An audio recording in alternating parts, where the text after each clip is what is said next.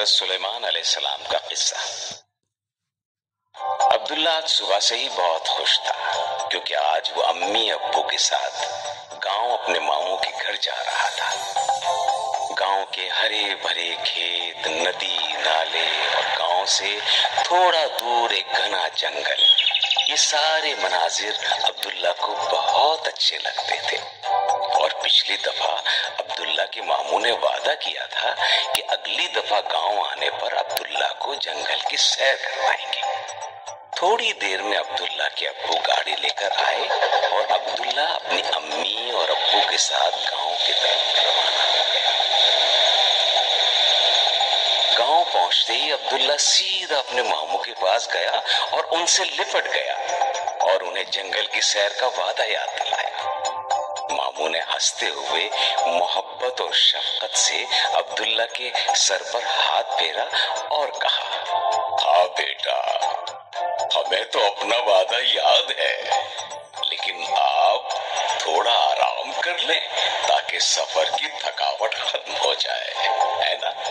دوپہر کے کھانے کے بعد عبداللہ اپنے ماموں کے ساتھ جنگل کی سیر کے لیے نکل گیا۔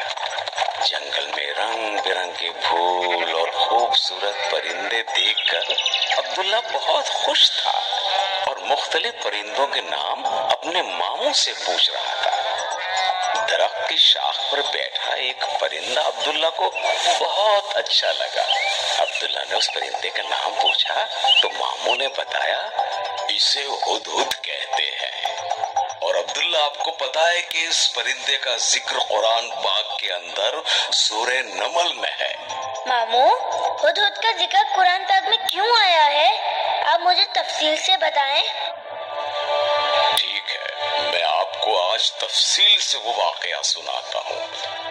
بہت زمانے پہلے کی بات ہے، اللہ تعالیٰ نے اپنے نبی حضرت سلیمان علیہ السلام کو بہت بڑی بادشاہت دی تھی۔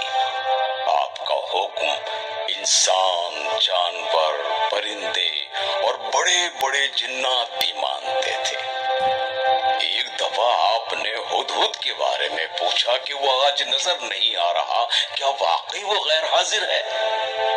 آپ کو بتایا گیا کہ جی ہاں، آج ہدہد کافی دیر سے غائب ہے۔ حضرت سلیمان علیہ السلام نے فرمایا، بیٹا، ہدہد کو اس کی غیر حاضری کی سزا ضرور ملے گی۔ ہاں، اگر اس نے اپنے غائب ہونے کی کوئی معقول وجہ بتائی تو اسے معاف کر دیا جائے گا۔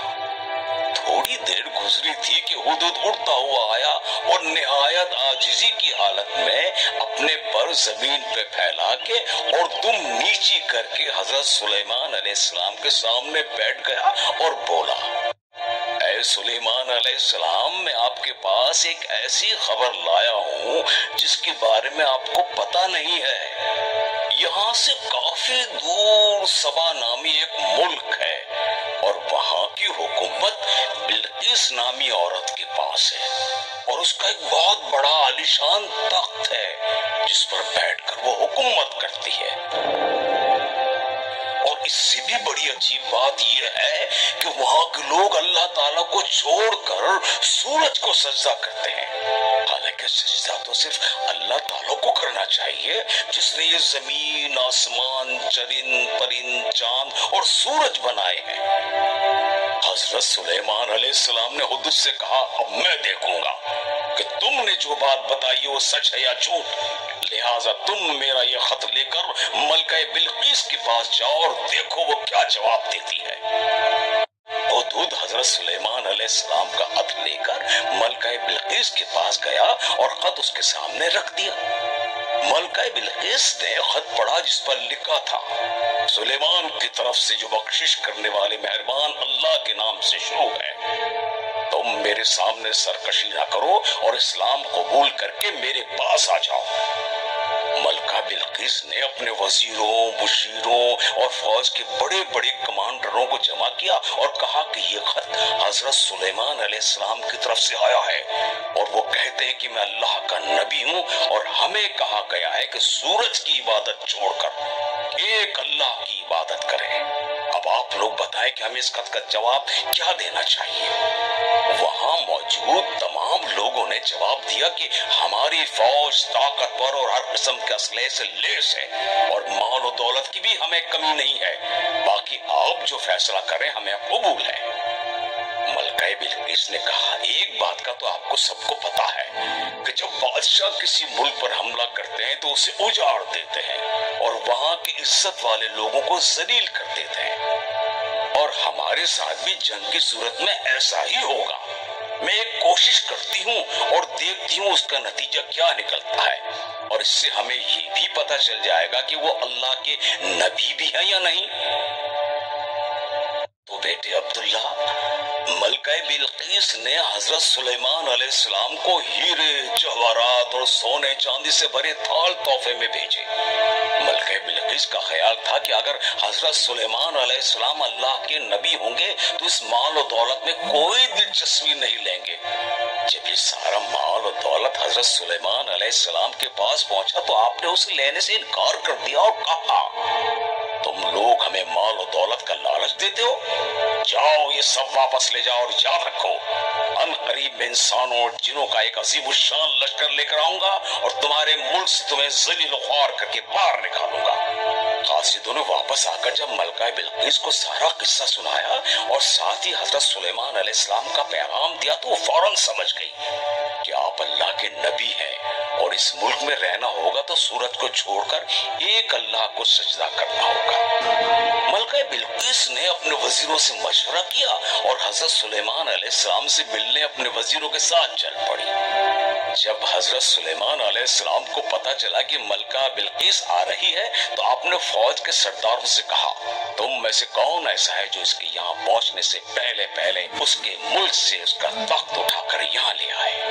वहाँ मौजूद जिनों में से एक जिन सरदार ने कहा, जितनी देर में आप इस मजलिस से उठेंगे इतनी देर में वो तख्त आपके पास ले आऊंगा।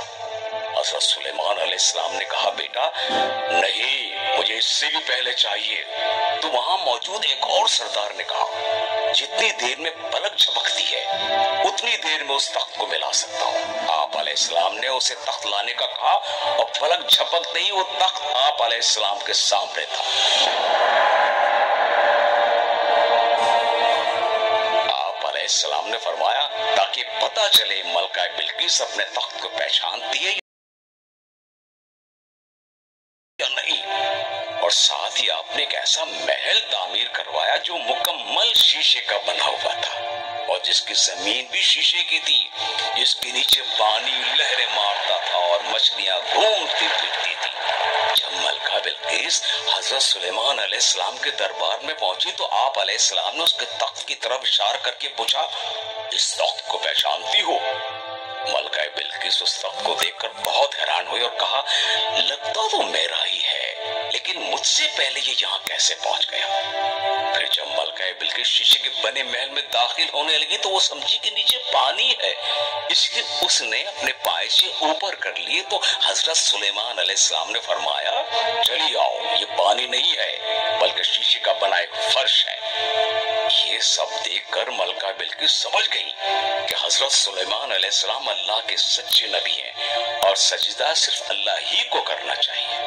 अब्दुल्ला जो इंतहाई दिलचस्पी से वाक़या सुन रहा था फौरन बोल उठा, मामू, क्या मलका बिलकीस ने फिर इस्लाम कबूल कर लिया था? हाँ अब्दुल्ला, मलका बिलकीस ये सब देखने के बाद मुसलमान हो गई थी। और बेटा वक्त भी काफी हो गया है, इसलिए हमें अब घर चलना चाहिए, ठीक है ना?